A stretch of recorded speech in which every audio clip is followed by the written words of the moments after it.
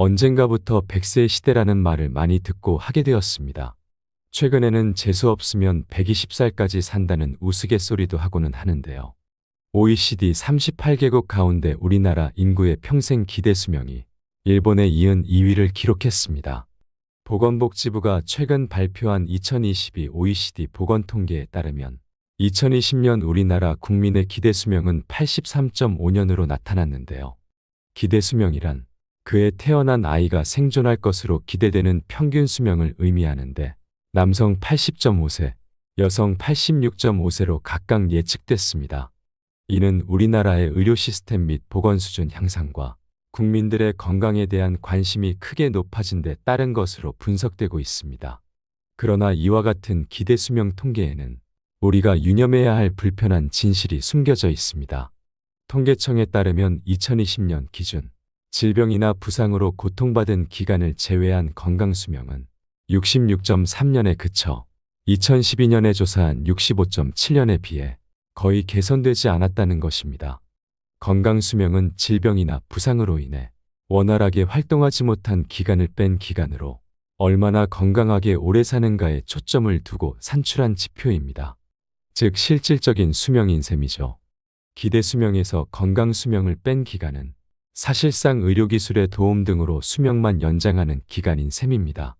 통계적으로만 따지면 우리 국민은 기대 수명 83.5년 가운데 17.2년은 병으로 고생할 수 있다는 뜻입니다. 이와 같은 기대 수명의 증가와 건강 수명의 답보 문제는 노령화의 급속한 진정과 출산율 저하 등과 함께 참으로 심각하게 받아들이고 시급한 대책 마련이 필요한 사안으로 생각됩니다.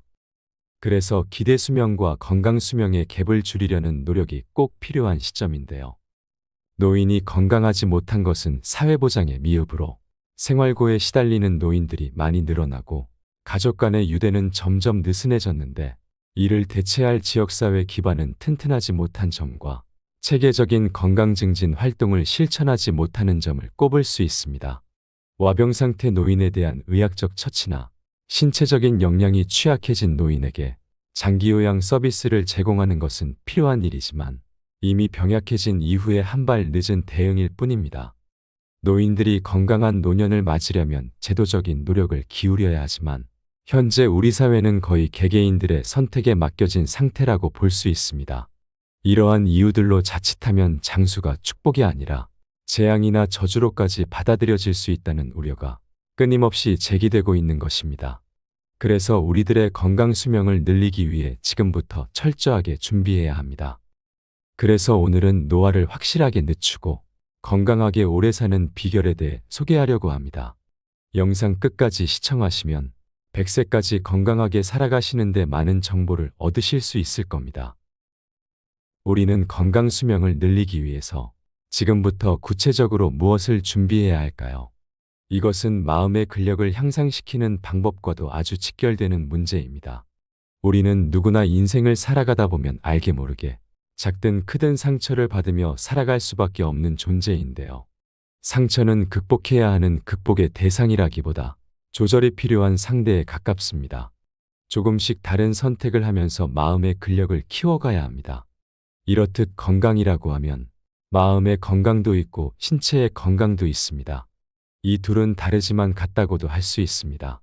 몸이 아프면 마음까지 병들기 쉽고 마음이 아프면 몸까지 아파지는 경우를 많이 봅니다. 몸도 마음도 건강하기 위해 우리의 삶에서 무엇을 점검하면 좋을까요? 제일 중요한 것은 바로 잠입니다. 다시 말해 질 좋은 수면 습관입니다. 다양한 중요한 것들이 있지만 그 무엇보다 중요한 것이 현대인들이 가장 놓치기 쉬운 수면과 관련한 것입니다. 우리는 늘 건강을 위해 무엇을 먹을까, 어떤 운동이 좋을까를 고민합니다. 그러나 어떻게 잘 잘 것인지는 별로 고민하지 않는 것 같습니다. 생각보다 운동이나 먹는 것보다 한참이나 중요 순위에서 밀려나 있다고 해도 과언이 아닐 겁니다. 하루에 잠자는 시간을 7시간에서 8시간 충분히 확보해 주셔야 합니다. 우리는 무엇을 먹어야 건강할지 고민하고 병원도 방문하고 영양제를 일어나자마자 한 움큼씩 챙겨 먹는 사람들도 늘어나고 있습니다. 건강 프로그램을 보면 정말 저 많은 영양제를 다 챙겨 먹어야 하는가 싶을 정도로 많은 양을 아무렇지 않게 먹는 사람들이 있습니다. 전문가나 의사들까지 합세해 무엇을 더 먹으라고만 하지 무엇을 뺄 것인지는 말하지 않는 것 같습니다. 그러나 우리가 하나 간과하고 있는 사실이 있습니다. 아직 우리 몸에 무엇을 먹어야 100% 좋다고 말할 수 있는 것은 거의 없다는 사실입니다. 많은 사람들을 모아놓고 다양한 음식들을 하나씩 먹게 하여 무엇이 몸에 좋은지 나쁜지 연구하여 결과를 도출하는 것이 현실적으로 거의 불가능하기 때문인데요. 그래서 먹는 것에 대해서는 무엇이 좋은지 나쁜지 알기가 매우 어렵다는 것입니다. 사람이 먹는 시간이나 먹는 양과 먹는 종류를 조절할 수는 있어도 그것보다 우리가 의도적으로 집중해서 좋은 효과를 낼 수 있는 것이 바로 수면입니다. 우리의 원래 상태는 수면 상태가 기본 상태입니다. 우리가 살아있다는 것은 충분히 돌아다니다가 피곤하니까 잠깐 깨서 다시 움직이는 것이 아니라 잠자는 것이 기본 상태라는 것입니다. 잠을 자다가 깨면 일어나서 배고프니까 먹을 것을 좀 구하러 다니고 회사에 가서 일도 하고 다시 원래 상태인 잠을 자는 상태로 되돌아오는 것입니다. 그래서 무엇보다 건강하게 살아가기 위해서는 잠을 잘 자는 것이 매우 중요합니다. 잠을 잘 자는 방법에 대한 책들이 아무런 근거도 없이 쏟아져 나옵니다. 4시간만 자는 법, 4시간 자도 건강하다느니 잠을 줄여야 성공한다느니 하는 것들입니다. 그러나 아닙니다. 오랫동안 4시간만 자면 심한 경우에는 치매에 걸릴 수도 있습니다. 그런 근거 없는 정보에 현혹되지 마시고 잠은 7시간에서 8시간 충분히 주무시기 바랍니다. 잠이 부족해지면 치매에 걸릴 가능성이 뚜렷하게 높아집니다. 4시간만 자도 괜찮다고 큰소리 뻥뻥 쳤던 영국의 대처 수상이나 미국의 레이건 대통령도 모두 치매에 걸렸습니다. 이렇듯 잠이 부족해지면 우리 건강에 가장 중요한 면역력이 저하됩니다. 또한 수면이 부족해지면 암을 유발한다는 확실한 연구 결과들도 많습니다. 그리고 사망 원인 1위인 심혈관 질환의 위험성이 상당히 증가된다고 합니다. 다양한 연구 결과를 살펴보면 1시간만 잠을 덜 자도 심장마비에 걸릴 확률이 확 증가한다는 것입니다. 이것은 전 세계적으로 매년 연구에서 나온 결과입니다. 한국에는 없지만 전 세계 70개국이 서머타임 제도를 시행하는데요. 여름이 오면 1시간 시간을 당기는 겁니다. 그러면 같은 시간에 자고 같은 시간에 일어나더라도 어느 날 갑자기 서머타임이 시작돼 1시간씩 일찍 일어나야 합니다. 그런데 문제가 무엇이냐면 서머타임을 시작한 날 전 국민이 1시간 일찍 일어난 다음 날 심장마비 발병률이 전국적으로 24%나 증가한다는 것입니다. 가을이 되고 11월이 되면 서머타임을 해제합니다. 그러면 1시간 또 늦게 출근해도 됩니다. 그렇게 서머타임을 해제한 다음 날이 되면 심장마비 환자 발병률이 평소보다 21%나 감소한다고 합니다. 너무나 놀라운 사실입니다. 단지 1시간을 덜 자고 더 잤을 뿐인데 이렇게나 놀라운 효과가 있다는 것입니다. 그러니 매일은 아니더라도 자주 잠을 설치거나 의도적으로 잠을 줄인다면 우리들의 심장 건강에는 분명히 좋지 않은 결과를 초래할 것입니다. 잠을 덜 자게 되면 이뿐만 아니라 성취력이나 집중력도 저하됩니다. 무슨 이유로든 잠을 잘 못 잔 다음 날은 하루 종일 머리가 멍하거나 일에 있어서도 집중이 잘 안 된다는 느낌을 받았던 경험이 다들 있으실 겁니다. 예전에 대입시험 준비할 때 하루에 4시간 자면 합격하고 5시간 자면 떨어진다는 말도 있었습니다. 그 말에 불안감을 느끼고 정말 누구나 할 것 없이 허벅지를 꼬집어가며 잠을 쫓아가며 열심히 공부하셨을 텐데요. 이것이 정말 사실일까요? 결론부터 말씀드리자면 정말 아닙니다. 미국에서 학교에 7시 30분까지 일찍 등교하던 아이들에게 등교 시간을 8시 30분으로 늦춰보았더니 전교생의 SAT 성적이 올랐다고 합니다. 그러니까 등교 시간을 1시간 늦추는 것만으로도 아이들의 성적이 오른다는 것입니다. 그래서 우리나라도 이러한 결과를 바탕으로 등교 시간을 9시 이후로 해야 한다는 주장도 있었고 그렇게 시행하는 학교도 몇몇 있습니다. 잠을 많이 자면 우리는 게으르다는 편견을 가지기 쉽습니다. 그러나 거꾸로 생각해 보세요.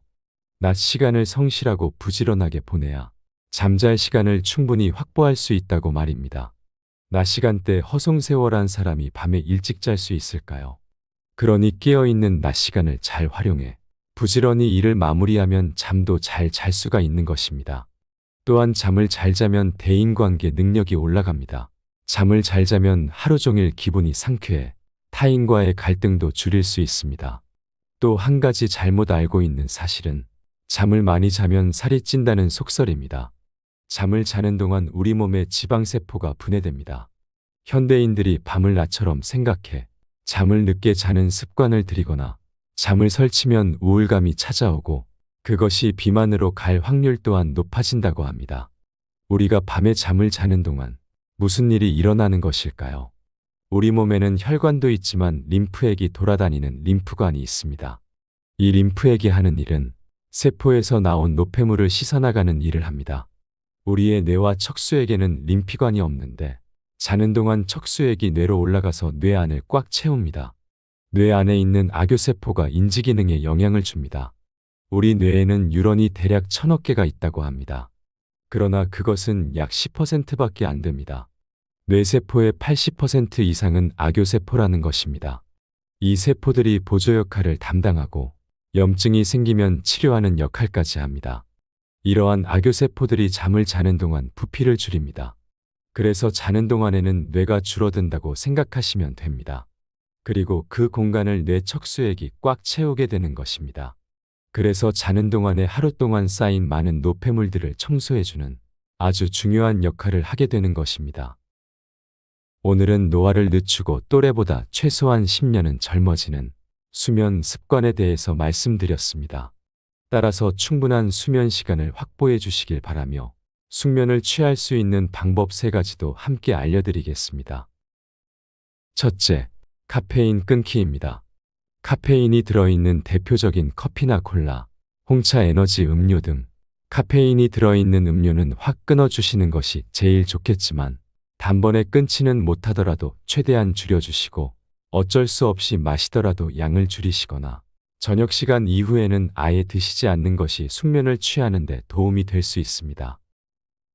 둘째, 낮에 산책하기입니다.